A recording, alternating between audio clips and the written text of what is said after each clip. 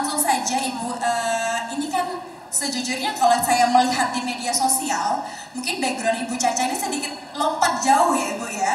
Mulai dari bintang film, bintang sinetron, kemudian sekarang loncat jadi Ibu Bupati.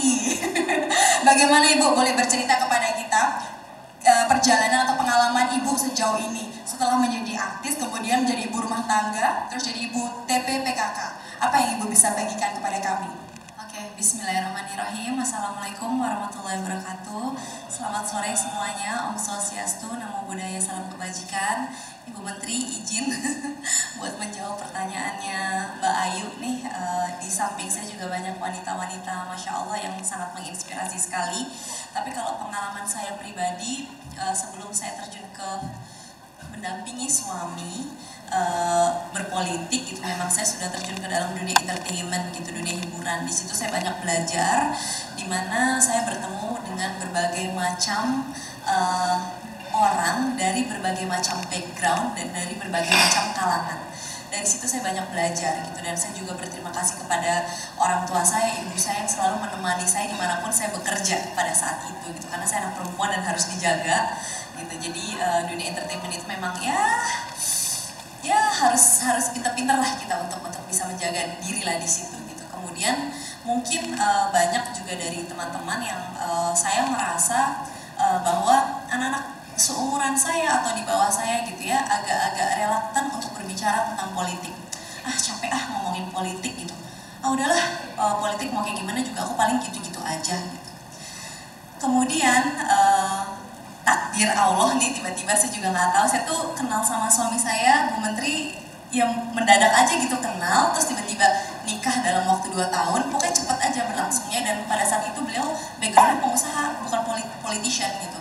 Kemudian saya mendampingi beliau terjun dalam dunia politik, dan alhamdulillah saya mau tidak mau, suka tidak suka ya harus didaulat sebagai ketua TPPKK Kabupaten Kendal gitu ya. Dan suami saya pun juga mengakui bahwa mana pernah ada sih orang punya cita-cita, kamu cita-citanya apa? Aku cita-citanya mau jadi ketua PKK gitu kan, nggak ada ya gitu. Tapi kan kita sebagai istri itu harus siap mental lahir dan batin gitu. Dan sebenarnya organisasi ini bergerak dan tidak bergeraknya adalah terserah dari ketuanya, karena nggak ada yang mengharuskan, mewajibkan banget untuk saya terjun ke lapangan atau turun ke lapangan. Kemudian terjun dan turunlah saya ke lapangan mendampingi suami, dan kadang-kadang juga saya sangat senang sekali ya pergi ke daerah-daerah atau ke desa-desa tanpa saya memberitahu orang-orang yang ada di sekitar situ. Jadi saya tahu di desa ini sedang ada program stunting, katakan program penurunan angka stunting daerah sini, atau daerah sini sedang ada program ini. Saya suka datang tanpa memberitahu siapa-siapa gitu. Jadi saya pengen lihat aja organik gitu. Dari situlah terlihat berbagai macam masalah-masalah ternyata seperti ini ya, yang saya tuh baru ngeh gitu ya.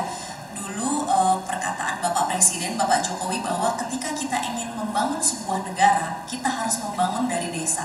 Mungkin buat kita yang belum terjun ke desa tuh kita kayak, ya iya sih ngerti harus dibangun dari desa, udah that's it.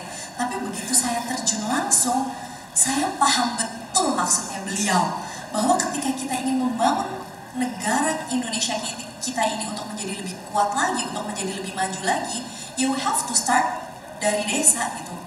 Bukan hanya dari kota-kota besar, tapi dari desa. Gimana cara kita bisa mendekati para ibu-ibu di sana, para anak-anak muda di sana.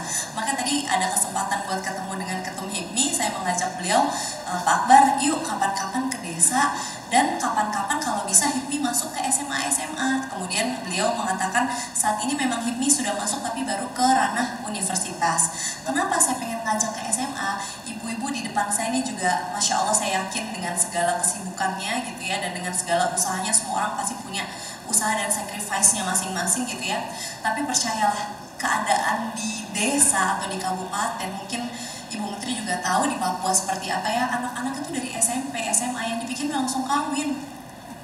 That's it gitu. Jadi kawin pun mereka juga maaf, mentalnya belum siap. Nanti ujung-ujungnya angka tingkat perceraian itu tinggi sekali loh. Nggak cuma di kota besar, tapi di desa-desa pun seperti itu. Jadi masalahnya tuh jadi kayak menumpuk dan semakin menumpuk. Dan tadi saya begitu ketemu Mbak Mary Riana, saya langsung bilang sama beliau, Mbak, saya tuh dari tahun lalu mewajibkan kepala dinas pendidikan saya tuh, izin Bu, saya ketua PKK tapi saya kayak cerewetnya. Suami saya cuma bisa geleng-geleng doang, kalau saya ibu maunya apa udah ikutin aja gitu. Jadi saya tuh minta sama kepala dinas pendidikan di Kabupaten Kendal untuk mewajibkan film Mary Riana diputar di seluruh SMA dan SMP. Wow, luar biasa. Buat apa? Buat ngelihat bahwa, dan mereka harus bikin tulisan loh dari film itu. Mereka harus bikin tulisan, mereka harus kumpulin ke gurunya. Jadi mereka harus fokus nonton itu karena untuk nunjukin bahwa kamu tuh ketika kamu jatuh, ketika kamu lagi susah, kamu tuh nggak sendiri.